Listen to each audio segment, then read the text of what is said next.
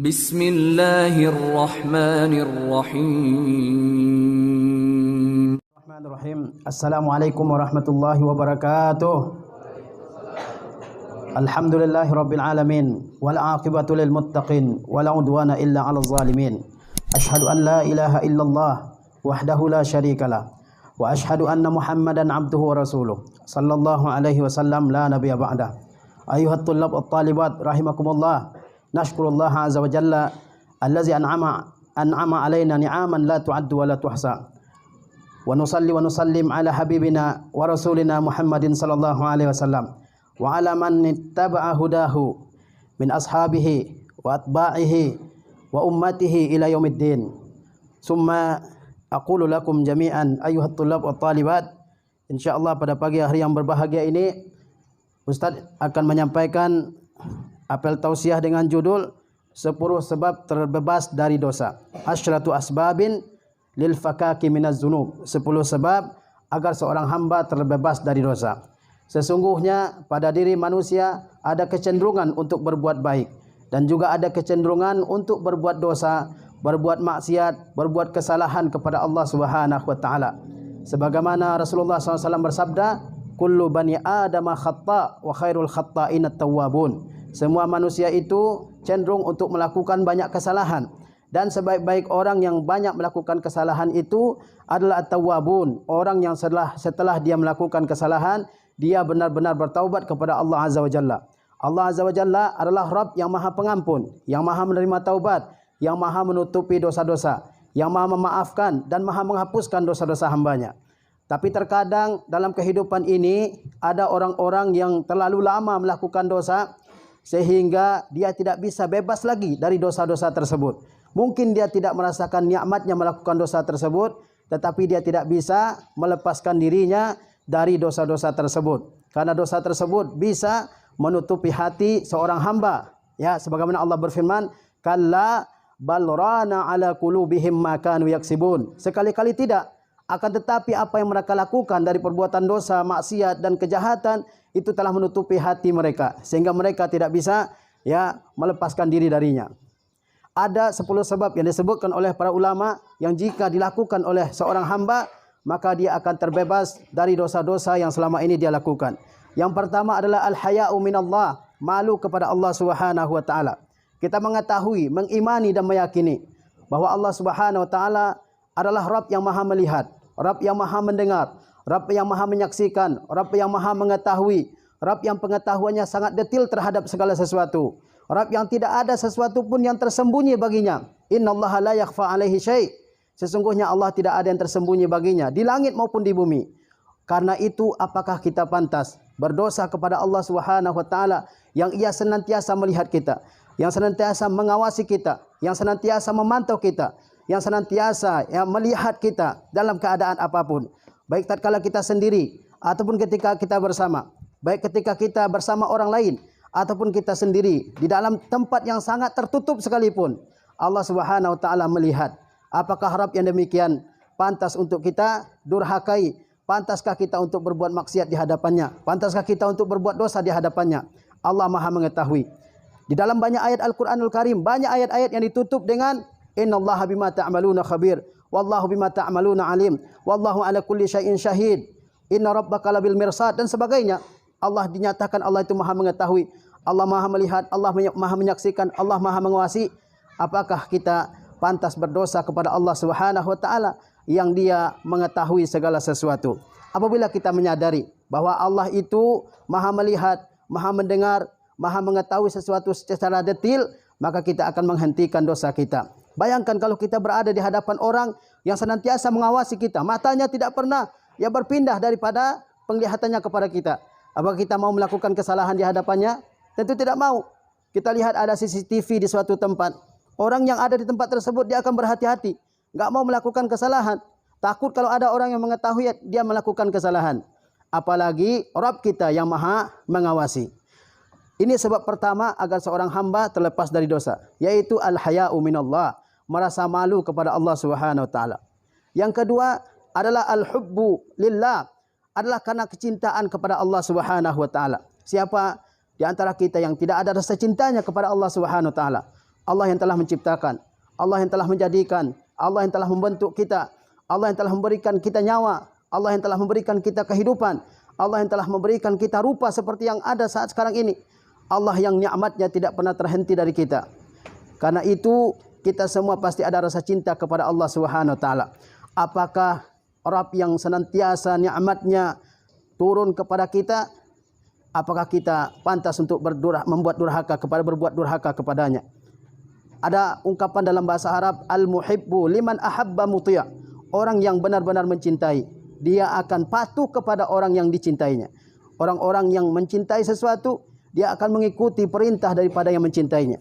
Oleh karena itu, kita semua yang kalau mengaku mencintai Allah Subhanahu wa taala, kita mesti membebaskan diri kita dari segala macam dosa, segala macam maksiat, segala macam kejahatan di dalam kehidupan kita ini. Adanya rasa cinta kepada Allah Subhanahu wa taala pasti akan membuat orang akan menghentikan segala dosanya. Kemudian sebab seseorang terbebas dari dosa yang ketiga adalah al-khaufu minallah. Ada rasa takut kepada Allah Subhanahu wa taala. Allah Maha Pengampun, Allah Maha Penyayang, Allah Maha Pengasih, Allah Maha Lembut, tetapi Allah juga pedih siksaannya, pedih azabnya. Allah juga punya kemurkaan. Allah benci, ada orang-orang yang dibenci oleh Allah Subhanahu wa taala. Karena itu kita harus merasakan al-khaufu minallah, yaitu rasa takut di dalam diri kita kepada Allah Subhanahu wa taala. Di samping surga ada neraka, di samping nikmat Allah ada azab Allah yang diperuntukkan bagi orang-orang yang bermaksiat kepada Allah Subhanahu wa taala. Oleh sebab itu, rasa takut kepada Allah Subhanahu wa taala ini harus kita timbulkan dalam diri kita, harus kita tumbuhkan dalam diri kita agar kita tidak bermaksiat kepada Allah Subhanahu wa taala. Sebagaimana dikatakan, man kana billahi a'raf kana minhu akhwaf. Barang siapa yang semakin tinggi pengetahuannya terhadap Allah Subhanahu wa taala, sifat-sifatnya, maka dia akan semakin takut kepada Allah Subhanahu wa taala. Sebab itulah di dalam Al-Qur'an Allah tidak hanya ceritakan tentang surga, tapi Allah juga ceritakan tentang neraka, supaya ada rasa takut dalam diri kita ketika ingin melakukan suatu dosa. Kemudian sebab yang keempat, agar seseorang bebas dari dosa adalah ma'rifatul abdi bi annallaha an'ama alaihi ni'aman la tu'addu wa la tuhsa. Yaitu seorang hamba mengetahui, menyadari bahwasanya nikmat Allah Subhanahu wa taala tidak pernah terputus dan tidak pernah terhenti pada diri hamba tersebut. Sebelum kita lahir ke dunia, ketika kita lahir, ketika kita hidup di dunia, ketika kita meninggal, ya, ketika kita masuk ke dalam surga Allah Subhanahu wa taala, insyaallah semuanya adalah nikmat Allah Subhanahu wa taala yang kita semua tidak bisa menghitungnya, mengiranya. Apakah kita pantas untuk bermaksiat kepada orang yang memberikan nikmat kepada kita? Satu nikmat saja itu tidak pantas. Apalagi kepada Allah Subhanahu wa taala yang nikmatnya begitu banyak terhadap kita semua. Tidak bisa kita hitung. Nafas yang selalu turun naik dalam diri kita, mata yang bisa kita gunakan untuk melihat, mulut yang bisa kita gunakan berbicara kapan saja. Ya. Ada pendengaran yang bisa mendengar, ya. Ada hati yang selalu berdetak, ada jantung yang selalu mempakan darah, kaki yang bisa kita langkahkan kemana kita suka, tangan yang kita bisa gunakan, ya. Ada akal dalam diri kita, ada keamanan, ada makanan, ada minuman, ada keluarga, ya, dan sebagainya dari nikmat-nikmat Allah Subhanahu wa taala. Apakah kita pantas bermaksiat kepada Allah Subhanahu wa taala yang senantiasa memberikan nikmatnya kepada kita? Bukankah Allah berfirman, "Wa ma bikum min ni'matin faminallah." Apapun nikmat yang ada pada kalian semuanya berasal dari Allah Subhanahu wa taala. Kita kalau ada orang misalnya kita berikan suatu pemberian, ya, lalu dia menggunakan nikmat tersebut untuk bermaksiat, maka kita pasti tidak suka dan akan mau lagi memberikan pemberian kepada orang tersebut. Apalagi Allah Subhanahu wa taala. Allah Subhanahu wa taala berikan begitu banyak nikmat kepada kita sehingga tidak pantas bagi kita untuk melakukan maksiat kepada Allah Subhanahu wa taala. Kemudian selanjutnya, sebab yang kelima agar seorang hamba terbebas dari dosa adalah melihat akibat buruk yang ditimbulkan oleh dosa tersebut. Sehingga dikatakan mana zalal bala, ya, tidaklah turun suatu musibah illa bil maksiyah, kecuali dengan maksiat. Wa ma rufi'at illa bit taubah, wa ma rufi'a illa bit taubah, dan tidaklah akan diangkat bala tersebut, musibah tersebut kecuali dengan bertaubat kepada Allah Subhanahu wa taala. Tidaklah terjadi bencana, ya, musibah di muka bumi ini kecuali karena maksiat dilakukan oleh manusia. Zaharal fasadu fil barri wal bahri bima kasabat aydin nas. Telah nampak kerusakan di darat dan di laut karena perbuatan tangan manusia. ma asabakum min musibatin fabima kasabat aydikum. Tidak ada musibah yang menimpa kalian kecuali karena perbuatan tangan kalian sendiri. Timbulnya penyakit, timbulnya musibah, timbulnya kelaparan, timbulnya kekeringan, ya, semuanya adalah karena musibah, karena maksiat yang dilakukan oleh seorang hamba. Karena itu seorang hamba tidak boleh melakukan maksiat kepada Allah Subhanahu wa taala. Seseorang yang melakukan maksiat di hadapan Allah Subhanahu wa taala, maka yang tadinya dia jalil, aziz, orang yang mulia dan agung di hadapan Allah Subhanahu wa taala, tetapi ketika dia melakukan maksiat, dia menjadi hamba yang hakir, hamba yang hina, yang zalil, yang rendah di hadapan Allah Subhanahu wa taala. Terlebih lagi bagi kita penuntut ilmu, maksiat sekecil apapun harus kita jauhi, karena setiap maksiat itu akan menghalangi kita dari menuntut ilmu yang bersih, yang suci ini. Tidak akan masuk cahaya Allah ini, ilmu ini disebut dengan cahaya Allah. Dia tidak akan masuk ke dalam hati kita kalau ada dalam hati kita maksiat, ada benci, ada dendam, ada takabur, ada ujub, ada rasa menghinakan orang lain, ada riak dalam hati. Ini tidak akan masuk ilmu itu ke dalam diri penuntut ilmu ini. Bersihkan diri kita dari dosa-dosa dan maksiat-maksiat tersebut. Ya. Oleh sebab itu Imam Malik rahimahullahu taala, ketika Imam Syafi'i belajar di hadapannya, dan Imam Syafi'i memiliki kecerdasan yang luar biasa, dia bisa menghafal kitab Al-Muwatta dalam usia 10 tahun. Kata Imam Malik, "Ya fata atau ya gulam, wahai remaja, sesungguhnya saya melihat engkau adalah orang yang diberikan kecerdasan oleh Allah Subhanahu wa taala. Maka jangan padamkan kecerdasan yang Allah berikan ke dalam dirimu itu dengan bermaksiat kepada Allah Subhanahu wa taala. Jangan padamkan kecerdasan yang diberikan oleh Allah kepadamu dengan bermaksiat kepada Allah Subhanahu wa taala." Oleh karena itu Al-Imam Syafi'i suatu ketika dia mengalami kendala dalam menghafal ilmu, maka dia mengadu kepada gurunya Al-Imamul Waqi' Ibnul Jarrah. Kata Imam Syafi'i, "Wahai Imam, saya ada kendala dalam menghafal. Ya, tidak mudah saya menghafal pelajaran. Apa sebabnya?" Kata Imam Waqi', bahwa sebabnya kamu kesulitan dalam menghafal adalah karena adanya maksiat di dalam dirimu. Maka bertobatlah kepada Allah Subhanahu wa taala. Lalu Imam Syafi'i rahimahullah mendendangkan suatu syair yang sangat besar faidahnya bagi penuntut ilmu. Kata Imam Syafi'i apa? "Syakautu ila waqi'in su'a hifzi." Saya laporkan tentang buruknya hafalan saya kepada Al-Imamul Waqi'. Fa arsyadani ila tarkil ma'asi. Lalu ia menunjuki saya agar saya meninggalkan maksiat. Meninggalkan maksiat. Penuntut ilmu banyak maksiatnya. Ya. Wa qala li, dan dia berkata kepadaku, "Innal ilma nurun." Sesungguhnya ilmu itu adalah cahaya Allah. Wa nurullahu la yuhda li'asi. Dan cahaya Allah ini, ilmu Allah ini tidak akan diberikan oleh Allah kepada orang yang bermaksiat kepadanya. Hati-hati kita dari bermaksiat kepada Allah Subhanahu wa taala. Memakai barang, pakailah barang yang memang punya kita. Kalau barang orang lain perlu kita minta izin kepadanya. Jangan sampai kita memakan sesuatu yang bukan hak kita. Jangan sampai kita meminum sesuatu yang bukan hak kita. Sungguh besar dosanya. Ya. Bagaimana Rasulullah SAW bersabda, "Kullu lahmin nabata min suhtin fannaru aula bihi." Setiap daging yang tumbuh dari dosa, dari suatu perbuatan yang merupakan dosa di sisi Allah Subhanahu wa taala, dari suatu usaha yang dimurkai oleh Allah Subhanahu wa taala, maka dia lebih pantas untuk masuk neraka. Jangan mengambil barang yang bukan punya kita. Jangan memakai barang yang bukan punya kita.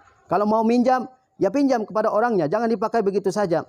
Itu adalah salah satu adab kita agar kita dimudahkan oleh Allah Subhanahu wa taala menuntut ilmu. Kemudian sebab yang keenam agar seorang terbebas dari dosa adalah dengan melihat bahwa diri kita ini adalah hamba Allah yang mulia.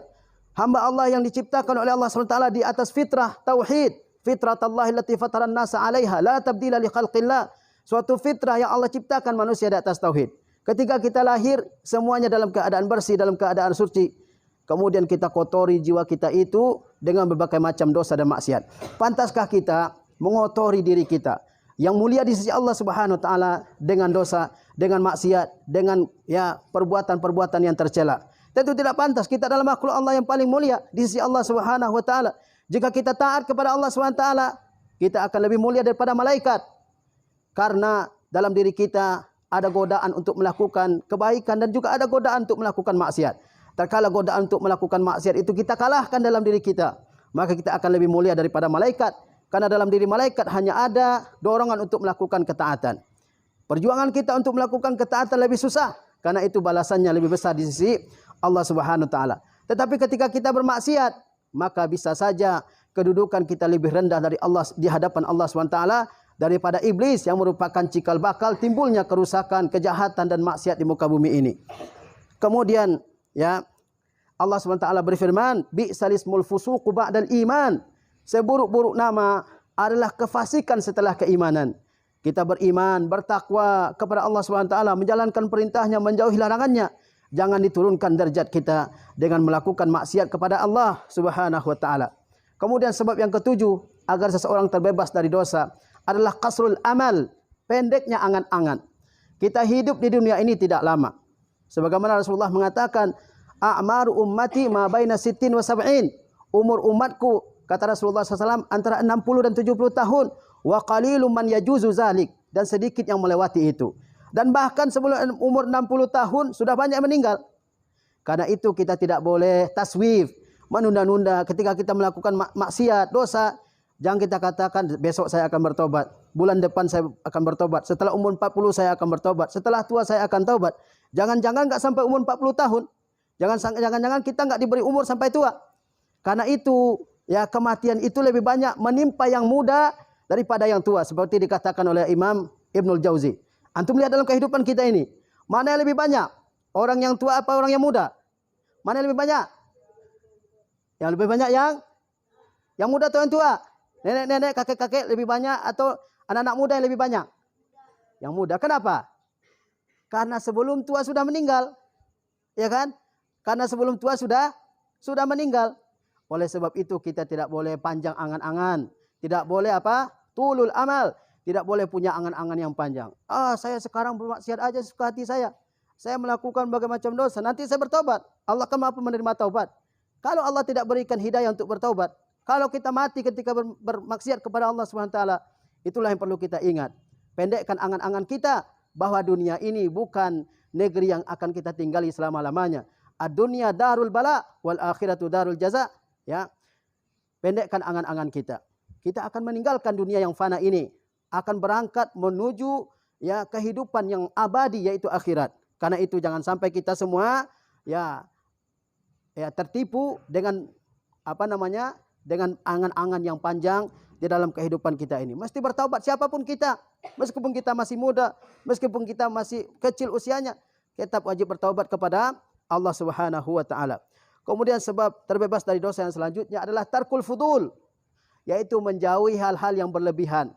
Fudul artinya hal-hal yang berlebihan, baik dalam hal makan, baik dalam hal minum, baik dalam hal berbicara, baik dalam hal ya bergaul dengan orang lain, ini harus dijauhi. Kata ulama, seandainya suatu pertanyaan bisa dijawab dengan satu jawaban, lalu dijawab dengan 3, dengan 4 kalimat, maka lebih dari satu itu adalah fudul. Ya, makan, kita cukup makan 2 kali, 3 kali sehari. Jangan sampai makan 5 kali. Bergaul juga begitu. Ya, dengan teman-teman. Jangan nongkrong berjam-jam, duduk berjam-jam. Padahal ada hal-hal lain yang bisa kita kerjakan yang lebih bermanfaat bagi kita dalam kehidupan kita di dunia dan di akhirat. Main HP sampai larut malam itu fudul. Lebih dari kebutuhan yang seharusnya. Mungkin antum cukup main HP 1 jam, 2 jam saja. Tapi main HP sampai larut malam itu fudul namanya. Berlebih dari kebutuhan. Dan itu akan membuat orang susah untuk bertaubat kepada Allah Subhanahu wa taala, dan itu merupakan tipu daya setan untuk menyesatkan manusia. Ingatlah bahwa setan itu menyesatkan kita tidak dengan satu langkah saja. Dia langkahnya banyak. Pertama, manusia digoda untuk berbuat syirik. Ketika dia tidak bisa, digoda dengan syirik, digoda dengan yang selanjutnya berbuat bid'ah. Ketika dia tidak bisa berbuat bid'ah, digoda dengan yang selanjutnya dengan dosa besar.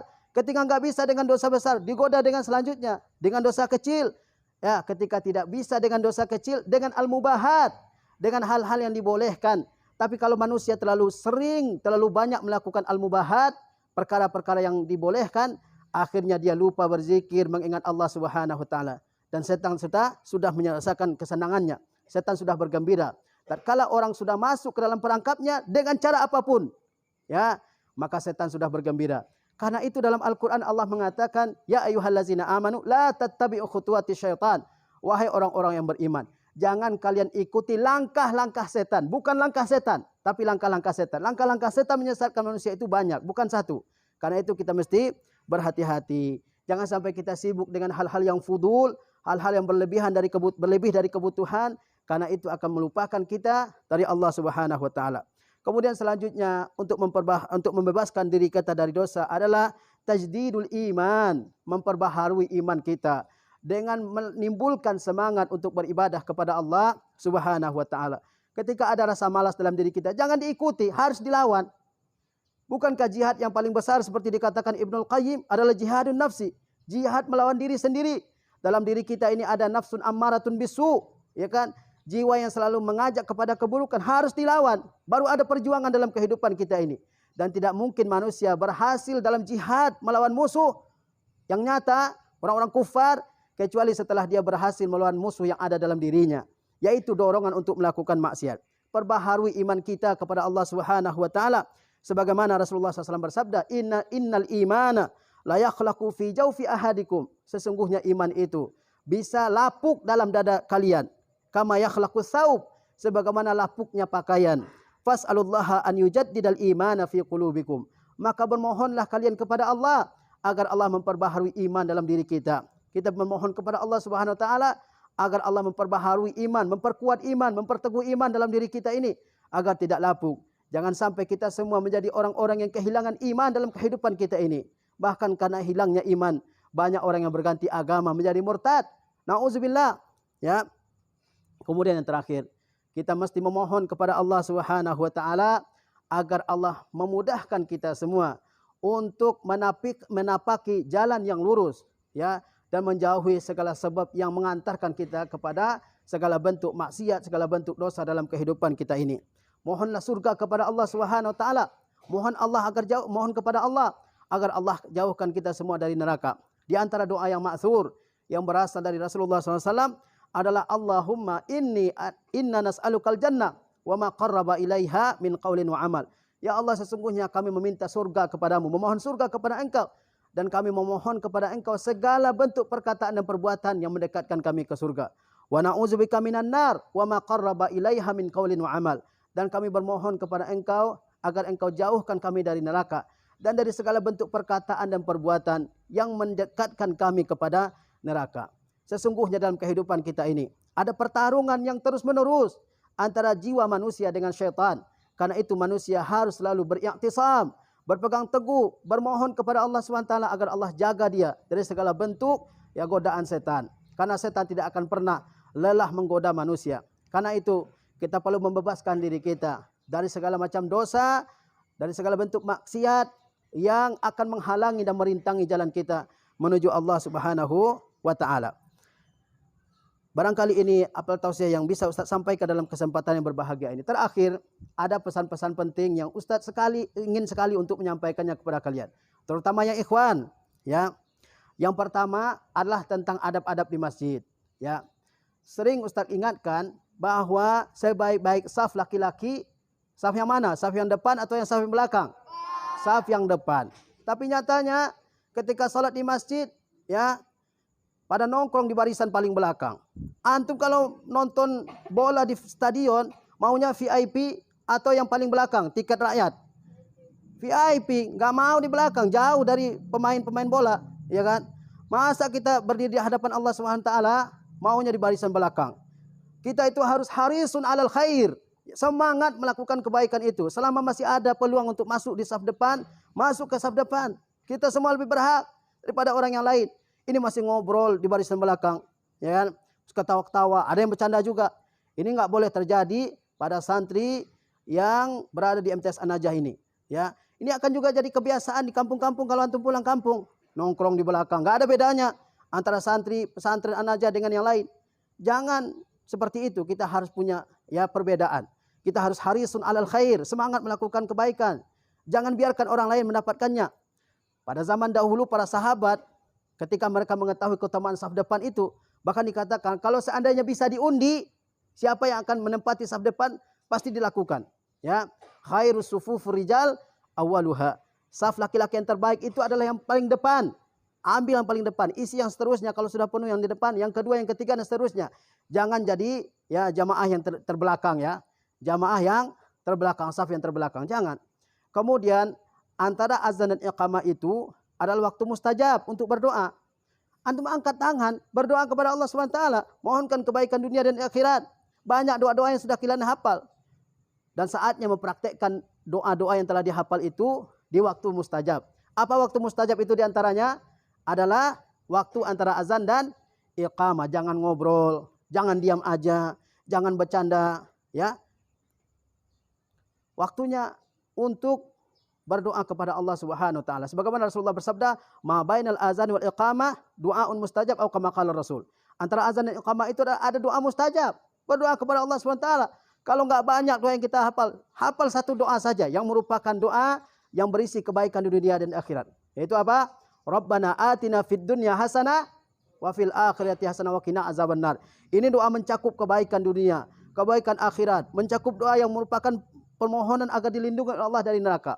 Ya, jangan banyak ngobrol, jangan bercanda, ya. Manfaatkan waktu tersebut untuk berdoa kepada Allah Subhanahu wa taala, mohonkan ilmu yang bermanfaat, mohonkan kepada Allah Subhanahu wa taala agar dimudahkan menuntut ilmu, mohonkan ampunan dan rahmat bagi orang tua kita, jangan dilupakan, ya kan? Karena orang yang tidak berdoa kepada Allah Subhanahu wa taala, Allah murkai, ya. Man lam yas'alillah yaghdab alaih. Barang siapa yang enggak berdoa kepada Allah, Allah murka kepadanya, ya. Allah Maha Pemberi, Allah Maha Kaya, minta karunia Allah Subhanahu wa taala. Jangan diabaikan waktu tersebut. Di antara tanda-tanda kerugian hamba adalah dia mengabaikan amal pada waktu yang mustajab. Ya. Dia tidak melakukan amal ibadah pada waktu yang mustajab. Padahal kalau dia melakukan ibadah saat itu, keutamaannya, kelebihannya luar biasa. Kemudian saya ingatkan lagi untuk senantiasa menaati aturan di sekolah. Bagi ikhwan, semuanya wajib memakai sepatu. Ketika masuk kelas semuanya wajib memakai sepatu. Jangan sendal, ya. Sendal main, sendal yang dipakai main bola, dipakai lagi ke dalam kelas, ya kan? Nah, itu tidak tertib. Kita harus belajar tertib, belajar disiplin, belajar mematuhi aturan. Jangan jadi orang yang selalu melanggar aturan. Sampai besar antum akan menjadi orang yang melanggar aturan. Pergi kemana saja ada aja aturan yang dilanggar. Kita harus belajar jadi orang yang taat kepada aturan, disiplin dengan aturan. Ya, pakai sepatu. Orang tua kalian sudah belikan sepatu untuk apa? Untuk belajar. Jangan sepatunya dipensiunkan, di rak sepatu, dia ke sekolah, ke kelas pakai sendal, ya, sendal jepitnya udah kotor bertahun-tahun nggak dicuci, ya, itu tidak boleh. Begitu juga dengan kebersihan diri sendiri, perhatikan penampilan itu, mandi pada pagi hari sebelum berangkat ke sekolah, jangankan ke sekolah, ya, ke masjid yang kita tidak lama di masjid itu paling lama setengah jam ketika kita sholat, ya. Itu disuruh bersih-bersih, bersih gigi, bersih baju, pakai minyak wangi bagi yang laki-laki. Supaya apa? Supaya orang samping kita itu senang mencium baunya, ya kan? Apalagi di sekolah ini yang antum lama di sini. Mungkin lebih dari 12 jam antum di sini, mungkin 9 jam, 10 jam antum di sini. Bayangkan kalau kita nafasnya, ya kan, bau, enggak gosok gigi 3 bulan, ya. Mungkin juga gurunya akan tersiksa. Jangankan guru, ya malaikat aja akan tersiksa. Gosok gigi pagi-pagi, ya kan, pakai sampo ketika mandi. Baju juga perhatikan, baju yang dipakai, baju yang sudah disetrika, yang sudah dicuci. Jangan baju minggu kemarin, bahkan minggu kemarinnya dipakai lagi. Sudah nggak jelas mana warna bajunya itu jangan terjadi, ya. Begitu juga rambut. Perhatikan kebersihan rambut, kebersihan kuku, ya kan. Kebersihan kuku perhatikan. Jangan sampai kita menjadi orang yang kukunya sama dengan kuku kucing, ya. Itu tidak boleh. Rasulullah mensunahkan agar kita senantiasa memotong kuku. Siapa orang paling bersih di dunia ini? Rasulullah Sallallahu Alaihi Wasallam. Beliau perhatikan kebersihan rambutnya, kebersihan bajunya, kebersihan kukunya, termasuk kuku kaki, ya. Jangan sampai kuku kakinya sudah seperti kuku beruang, ya, panjang-panjang semua. Itu buat apa dipelihara seperti itu, ya kan? Itu tempat bersarangnya kuman. Antum lihat ada di YouTube, di zoom orang, ya kan? Kuku yang panjang itu, bagaimana tumpukan kuman di situ, ribuan kuman, bahkan jutaan, ya. Nah, itu selalu dibawa-bawa itu, dipotong kuku kaki, kuku tangan, ya kan, disikat giginya pagi-pagi, ya. Jangan sampai yang tercium adalah bau apa? Bau makanan yang kemarin, ya. Baunya luar biasa. Jangankan manusia, malaikat saja terganggu, ya. Kalau bisa pakai minyak wangi, pakai parfum. Alhamdulillah, kita harus mencerminkan bahwa kita ini adalah muttabi'un li sunnatin Nabi. Orang yang benar-benar mengikuti sunnah Nabi. Sunnah Nabi itu tidak hanya berjenggot, tidak hanya pakai celana cingkrang, tapi juga menjaga kebersihan, itu sunnah Rasulullah Sallallahu Alaihi Wasallam ya. Barangkali ini yang bisa Ustaz sampaikan dalam kesempatan yang berbahagia ini. Kalau kalian capek berdiri itu nggak apa-apa. Syekhul Albani, Al-Albani, beliau berdiri dari jam 8 pagi di perpustakaan sampai jam 11 malam. Alhamdulillah jadi orang alim ya. Baik, wassalamualaikum warahmatullahi wabarakatuh.